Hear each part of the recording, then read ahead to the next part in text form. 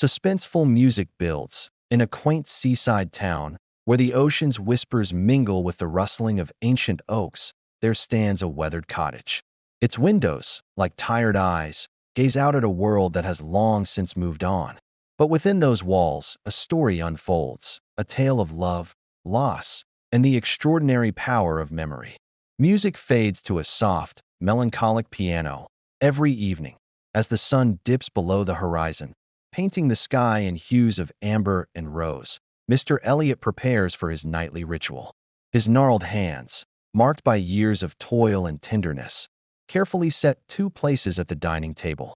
The china gleams in the soft lamplight, a stark contrast to the deep shadows that lurk in the corners of the room.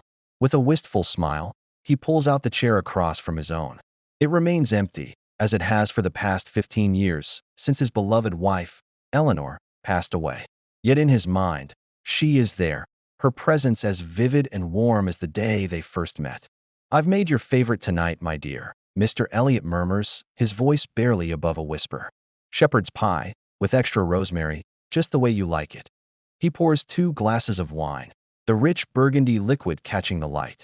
As he raises his glass in a silent toast, a tear glistens in the corner of his eye, unshed but ever present. The house creaks and sighs around him, filled with memories of laughter, of quiet conversations, of a life shared.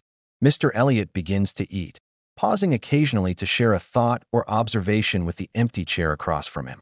"Did you see Mrs. Hawthorne's new roses, Eleanor? I think ours are still lovelier, thanks to your green thumb." The clock on the mantel chimes 9, its sonorous tones echoing through the silent house. Mr. Elliot rises, his movements slow and deliberate, to clear the table. As he reaches for Eleanor's untouched plate, a sudden gust of wind rattles the windows, making him start. And then, cutting through the stillness of the night, comes a knock at the door. Tense music swells. Mr. Elliot freezes, his heart pounding in his chest. In all the years since Eleanor's passing, no one has ever disturbed his evening ritual. Slowly, he makes his way to the door, his slippered feet shuffling across the worn floorboards. With trembling fingers, he turns the knob and pulls the door open. There, silhouetted against the misty night, stands a young woman. Her dark hair falls in damp curls around her face, and her eyes, a startling shade of green, seem to pierce right through him. "I'm so sorry to intrude," she says, her voice soft and oddly familiar. I don't know why, but I felt drawn here, like I had to come." Mr. Elliot blinks, momentarily stunned. There's something about her, a nagging sense of recognition that he can't quite place. "You're soaked through, child," he finally manages. "Please, come in out of the rain." As the young woman steps into the warm glow of the living room, Mr. Elliot notices her shivering. Without thinking, he retrieves Eleanor's old shawl from its hook by the door and drapes it gently around the girl's shoulders. "Thank you," she murmurs, pulling the soft wool close. Her eyes roam the room, taking in the faded photographs, the well-worn furniture, the two-place settings at the table. Her gaze lingers on Eleanor's empty chair. "Please, sit down," Mr. Elliot offers, gesturing to the chair. "I'll make you some tea to warm you up." The young woman hesitates for a moment, then slowly lowers herself into Eleanor's chair. Mr. Elliot feels a strange tightness in his chest at the sight. It has been so long since anyone has sat there. As he busies himself in the kitchen, he can hear the girl humming softly to herself. The melody stops him in his tracks, the teacup nearly slipping from his grasp. It's a lullaby, one that Eleanor used to sing, a tune so personal and precious that he's never shared it with another soul. With shaking hands, he carries the tea tray back to the living room. The young woman smiles up at him, her eyes twinkling with an inexplicable warmth. "That song," Mr. Elliot begins, his voice hoarse. "How do you know it?" The girl's smile falters slightly. I'm not sure. It just came to me, like a half-remembered dream." "Is it important?" Mr. Elliot sinks into his chair, his mind reeling. "It was my wife's lullaby. She would sing it every night, but only when we were alone. No one else has ever heard it." A look of confusion passes over the young woman's face, quickly replaced by a gentle curiosity. "Tell me about her," she says softly. "Your wife." And so, as the rain patters against the windows and the fire crackles in the hearth, Mr. Elliot begins to speak. He tells of Eleanor's laugh, of her passion for gardening, of the way her eyes would light up when she talked about her dreams for the future. As he speaks, the young woman listens intently, occasionally asking questions that seem to pluck at the very strings of his heart. "The broken music box," she says suddenly, interrupting his reminiscence. "The one hidden under the stairs. Did you ever fix it?" Mr. Elliot's breath catches in his throat. "How? How could you possibly know about that?" The young woman looks as startled as he feels. "I don't know," she whispers. "It's like I can see it in my mind. A tiny ballerina, her arm snapped off, nestled in a bed of velvet." Wordlessly, Mr. Elliot rises and crosses to the staircase. With trembling hands, he pries up a loose floorboard, revealing a small, ornate box.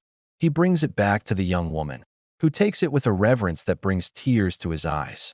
As she opens the lid, a tinkling melody fills the air, Eleanor's lullaby, played by tiny chimes within the box. The young woman's eyes widen, filling with tears of her own. "There's more," she says, her voice barely audible over the music. "A letter. The day she died. She wrote something, but never sent it." Mr. Elliot feels as though the ground is shifting beneath him. "Yes," he breathes. "How could you know that?" The young woman meets his gaze, her eyes shimmering with an otherworldly light. "Because she never really left," she says gently. "You've kept her here all this time, in your heart, in your memories. I'm something she never had, but always dreamed of." A soft glow begins to emanate from the young woman, bathing the room in a warm, golden light. Mr. Elliot leans forward, his heart pounding. "Who are you?" he asks, his voice a mixture of fear and wonder. The girl's smile is radiant, filled with a love so profound it takes his breath away. "I'm what was waiting for you beyond the sorrow," she says, her voice taking on an ethereal quality. "I'm the life you and Eleanor were meant to live, the daughter you both wished for in secret prayers. I don't belong in this world, but I came to give you something." As Mr. Elliot watches in awe, the young woman stands, the shawl falling away from her shoulders. She seems to shimmer, her form becoming less solid with each passing moment. "What?" Mr. Elliot whispers, reaching out to her. "What have you come to give me?"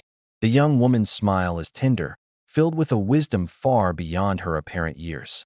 "Peace," she says simply, "and the knowledge that love never truly dies. It transforms, it evolves, but it never leaves us." With those words, she begins to fade, her form dissolving into motes of golden light. Mr. Elliot feels a warmth envelop him, as if he's being embraced by unseen arms. In that moment, he understands. This is Eleanor's final gift to him, a chance to say goodbye, to find closure, and to move forward with hope in his heart. As the last of the golden light fades away, Mr. Elliot finds himself alone once more. But the emptiness that has haunted him for so long is gone, replaced by a sense of peace and possibility. He turns to Eleanor's chair, a smile tugging at the corners of his mouth. "Thank you, my love," he whispers, "for everything." And as the clock chimes midnight, Mr. Elliot rises, ready to face a new day and a future filled with the enduring power of love. I hope you enjoyed our story. Please hit the like button, leave a comment below, and subscribe to our channel. Thanks for watching. Share with friends and family.